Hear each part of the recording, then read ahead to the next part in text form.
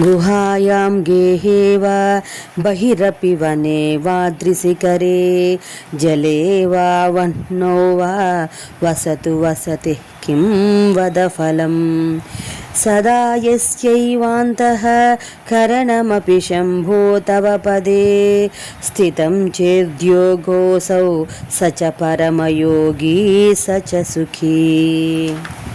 ఈశ్వర, మానవులు పర్వత గుహలయందు గాని, గృహమునందు గాని, బయట ఎక్కడనో కానీ, పర్వత శిఖరంపై గాని, నీటి యందు గాని, అగ్ని యందు గాని నివసింపవచ్చు.